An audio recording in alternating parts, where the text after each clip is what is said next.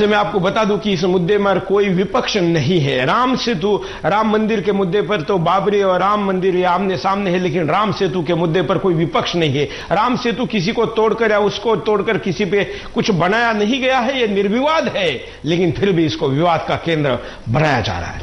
अगले कॉलर। नमस्कार। हाँ सर नमस्कार, मैं विशाखापट्टनम से बोल रहा हूँ। बोलिए। सर ये जो कांग्रेस है ये शुरू से ही इसकी धर्म विरोधी राजनीति रही है और आज देश को जरूरत है अटल बिहारी वाजपेयी जैसे नेता की, जो कि सिद्धांतों की राजनीति करते हैं। तो हम लोग बहस करने की बजाय ये है कि भाजपा को लाएं और हमारे जो पुराने जो भी तत्व हैं उनको बचाएं। और ये राम सेतु विश्व का मानव निर्मित सबसे बड़ा आधारभूत संरचना का एग्जाम्पल है, जो कि हमारे विश्व में हमारी इमेज को एक बड़ी इमेज बनाता है। Thank you sir. धन्यवाद। दुनिया को हमने कई चमत्कार के साथ कई ऐसी चीजें दी जो दुनिया आज भी मानती है। दुनिया का पहला हवाई जहाज भारत में बना। मैं केवल रामायण काल के हवाई जहाज की बात नहीं कह रहा हूं, बल्कि जो मानव निर्मित वस्तु से उड़ने वाला, ईंधन से उड़ने वाला भी हमारे यहां बना। टेलीफोन हो या लाइट का खोज हो, ऐसे कई चीजें हैं जो भारत ने दुनिया को दी, लेकिन उनके ऊपर हम कभी भी अपना क्लेम नहीं कर पाए, क्योंकि हमारा इतिहास लिखा हमारे ऊपर जिन्होंने राज किया, हमको गुलाम बनाकर जिन्होंने राज किया, गुलामों की तारीफ कैसे लिखी जा सकती थी। इसलिए हमें इन चीजों का श्रेय नहीं मिला और हम भी इन चीजों से दूर अपने आप को पाते हैं, क्योंकि वो आत्मविश्वास की कमी है। जो इतना बड़ा पुल, दुनिया में कहीं पर भी ऐसा पुल नहीं है, ऐसा ब्रिज नहीं है, ऐसा सेतु नहीं है जो राम सेतु है। यह राम सेतु हमारा गौरवशाली अतीत है।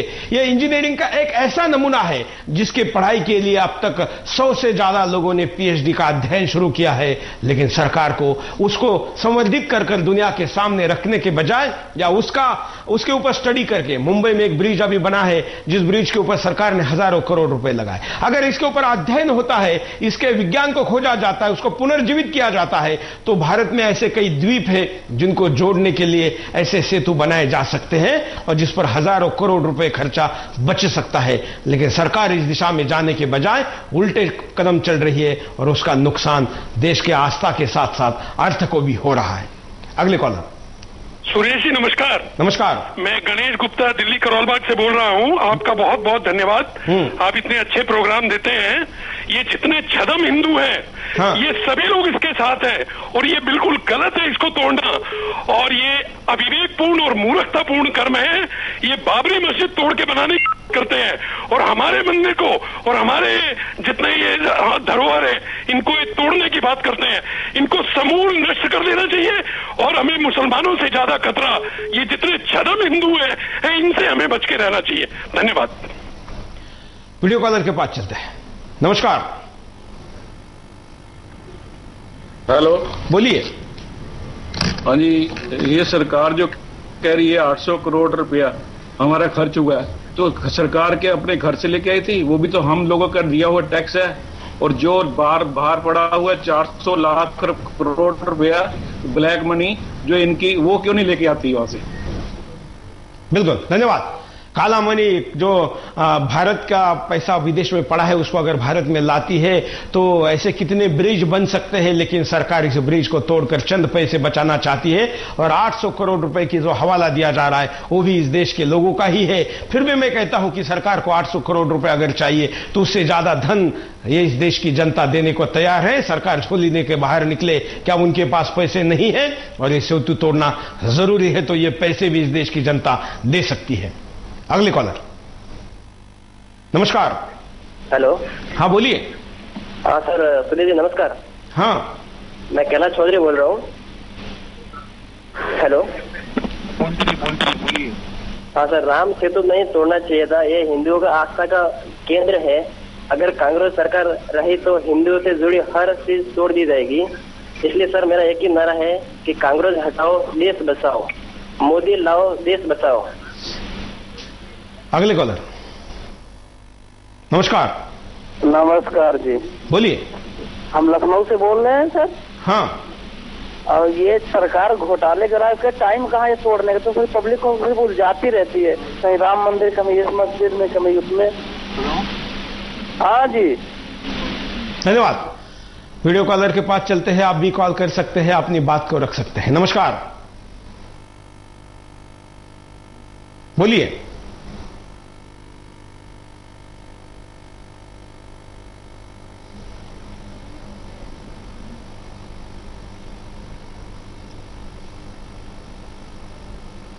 जम्मू से बोल रहा हूँ। हाँ। आपकी सुदर्शन न्यूज की टीम को मैं नमस्कार करता हूँ। सर, ये बिल्कुल गलत है। राम सेतु हमारी धरोहर है जिससे सभी हिंदू जाति की आस्था जुड़ी है। आपके माध्यम से हम सरकार को बताना चाहते हैं कि सरकार का ये फैसला बिल्कुल सही नहीं है और सेतु को तोड़कर कोई भी उन्नति की उम्मीद नहीं की जा सकती है। इससे छेड़छाड़ हम कभी भी बर्दाश्त नहीं करेंगे। जय श्री राम। धन्यवाद। धन्यवाद। ये देखिए, ये बिंदास का परिणाम है। इस देश के कुछ चैनल ड्रामेबाजों को ढूंढ रहे हैं, हम ये वीरों को ढूंढते हैं और बच्चे स्काइप पर कॉल करके टीवी चैनल पर सरकार के खिलाफ अपनी बात को उठाते हैं। ये बिंदास का परिणाम है। अगले कॉलर। नमस्कार, बोलिए। जी हाँ, बोलिए। जी हाँ, नमस्कार। हाँ। राम सेतु एक जो है हमारा धार्मिक मुद्दा भी है और हमारा राष्ट्रीय सुरक्षा से बहुत बड़ा मुद्दा है। राष्ट्रीय सुरक्षा उधर पूरा नेवी तट जो है टूट जाएगा और वहाँ नेवी को इतनी ज्यादा सुरक्षा लगानी पड़ेगी जो वैसे भी हमारा सुरक्षा तंत्र इतना कमजोर है कि हम नहीं कमर पाए।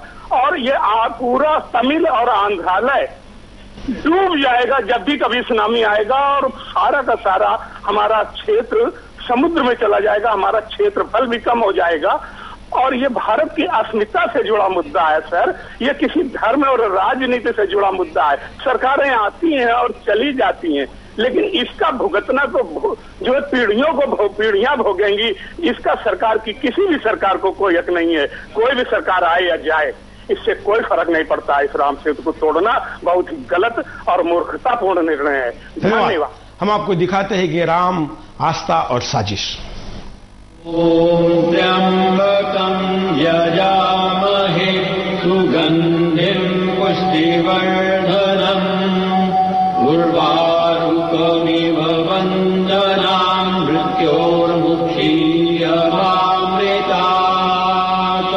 राम नाम आधार जिन्हें वो जल में राह बनाते हैं, जिन पर कृपा राम करे वो पत्थर भी गिर जाते हैं। जिन पर कृपा राम करे वो पत्थर भी गिर जाते हैं। समुद्र के ऊपर 100 योजन के सेतु का निर्माण कार्य सफलता से पूर्ण हो गया है। नल नील के शिल्प कौशल और आप सबके अद्भुत साहस और सहयोग से 5 दिन में यह असंभव कार्य संपन्न हो गया। राम जी को संग ले, वेग ले, उमंग ले, राम जी की सेना चली, राम जी की सेना चली। अब हो विजयी राम हमारे, कब रावण की हार है। जुलाई 2 सन 2005 स्वयं श्रीमती सोनिया गांधी, प्रधानमंत्री डॉक्टर मनमोहन सिंह, तमिलनाडु के मुख्यमंत्री श्री एम करुणानिधि और केंद्रीय मंत्री श्री TR बालू सेतु समुद्रम के उद्घाटन के लिए मदुरई पहुंचे। ये सरकार पॉलिटिक्स कर रही है, ये सोनिया पॉलिटिक्स कर रही है। पूरा देश तय करेगा कि तुम लोगों ने तय किया कि राम सब काल्पनिक पुरुष है। देश मानता है कि नहीं मानता? हिंदुस्तानियों की आस्थाओं को कुचलने के लिए सेतु समुद्रम प्रोजेक्ट की नींव डाल दी गई। रावण को भी जब मालूम पड़ा कि श्री राम सेतु तैयार हो गया है तो उसे कतई विश्वास नहीं हुआ था। क्या सागर पर सेतु बांध दिया? यह संभव नहीं। जब से सृष्टि की रचना हुई, सागर को कोई बांध नहीं सका। अरे भाई, सेतु का अगर प्रमाण सबूत मिल जाए कि सेतु है तो नहीं टच करना चाहिए, मिल जाए तब। हैरत की बात है, आज भी हिंदुस्तान में संविधान को ताक पर रखकर कई नेतागण खुलेआम जानबूझकर देवी देवताओं को बेइज्जत करने का दुस्साहस करते हैं।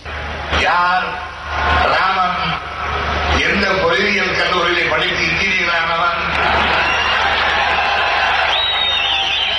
எப்போது கட்டினான் அந்த பாலத்தை? ஆதாரம் தான் இல்லை।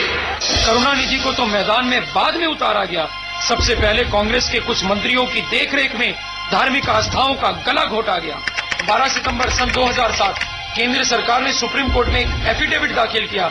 इसमें कहा गया कि श्री वाल्मीकि रामायण और श्री रामचरितमानस ऐतिहासिक ग्रंथ है ही नहीं, उन्होंने तो इसे कोई कल्पना ही बता दिया। उनके अस्तित्व को ही नकार देना राम सेतु के माध्यम से मैं समझता हूं कि बहुत बड़ी शर्मनाक बात है। भगवान राम जी का अपमान करना बंद करो, देश के कोटि कोटि नागरिकों की आस्थाओं पर नमक छिड़कने का बंद कर दीजिए, और अगर यही करते रहे तो इस देश की जनता के आक्रोश को झेलने के लिए भी तैयार रहो। भारत माता की।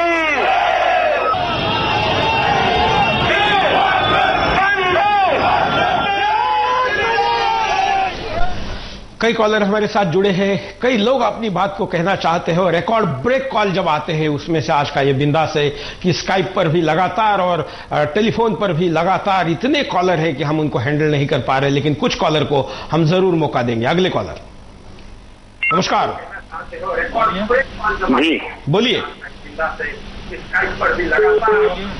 जी जी जी जी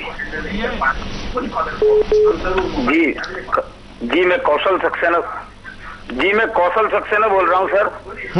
और मैं कवि हूँ। मैं ये 4 पंक्तियां पढ़ना चाहता हूँ कि राम सेतु का कंकर कंकर शंकर हमने मान लिया, सेतु न टूटे संकल्प ये हर हिंदू ने ठान लिया, राम और राम सेतु के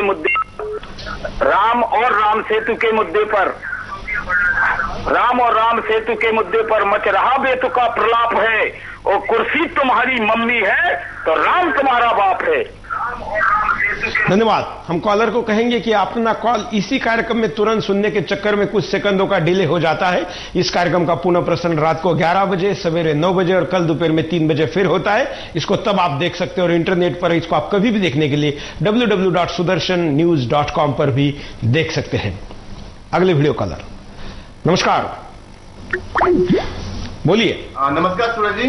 हाँ नमस्कार सूरज जी, मैं नरेंद्र सिसोदिया बोल रहा हूँ दिल्ली से। बोलिए। मैं बोलना चाहता हूँ कि इस मुद्दे में हमें थोड़ा मुसलमान लोगों से सीख लेनी चाहिए कि वो लोग अगर उनको 1000 साल पुरानी एक छोटी सी मस्जिद भी मिल जाएगी तो पूरे 20 करोड़ लोग एक साथ उस मुद्दे पे बोलते हैं, लेकिन हमारे यहाँ पे हिंदुओं में यूनिटी नहीं है। इस वजह से हमको इतनी बड़ी फाइट लड़नी पड़ी, इस मुद्दे पे हमको फाइट लड़नी पड़ रही है।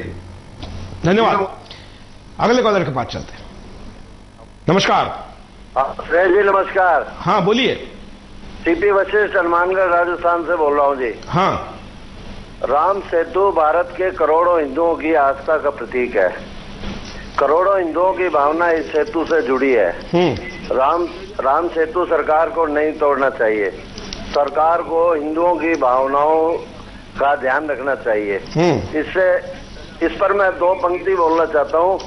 जमीने चमन गुल खिलाती है क्या क्या, बदलता है रंग आसमां कैसे कैसे, न गोरे सिकंदर न है कब्रे दारा, मिटे नामियों के निशान कैसे कैसे। धन्यवाद। धन्यवाद। अगले कॉलर, नमस्कार। नमस्कार, मैं अंकिता जम्मू से बोल रही हूँ। हाँ। राम सेतु तोड़ना बिल्कुल सही नहीं है, क्योंकि ये 1 करोड़ से भी अधिक यानी 100 लाख हिंदुओं की आस्था से जुड़ी भगवान श्री राम जी की धरोहर है। राम सेतु हमारे प्राचीनतम इंजीनियरिंग की एक बहुत बड़ी मिसाल है। समुद्रों पर पुल बांधना कोई आसान कार्य नहीं है। हमारी सरकार तथा हमारे साइंटिस्टों को ज्यादा से ज्यादा खोज कर उस पर और अधिक निष्कर्ष निकालने चाहिए। लेकिन अफसोस की बात तो ये है कि सांप्रदायिक सोच रखने वाले ये यूपीए सरकार के मंत्री पिछली की सोनिया गांधी के चापलूस बार बार हिंदुओं की आस्था को ठेस पहुंचाने में कोई कसर नहीं छोड़ते। अब शायद वे ये सोचते हैं कि इससे हिंदू कुछ नहीं बोलेंगे, लेकिन मैं उनको बताना चाहती हूँ कि अब इस पर हम हिंदू चुप नहीं बैठेंगे और इनका मुंह तोड़ जवाब देंगे। शायद इनको भूल गया है कि राम सेतु पर जो गलत एफिडेविट देने पर 4-5 वर्ष पहले दिल्ली पूरी तरह से बंद की गई थी, और इस बार भी ये शायद यूपीए सरकार के मंत्री भारत को जाम करवाकर 1000 रुपए का नुकसान करवाना चाहते हैं। अंत में मैं बस यही कहना चाहती हूँ कि केंद्रीय सरकार के मंत्री देसी गौ का दूध पिए, गंगा माई में स्नान करें और भगवान श्री राम जी का गुणगान करें ताकि इनको सद्बुद्धि मिले। धन्यवाद।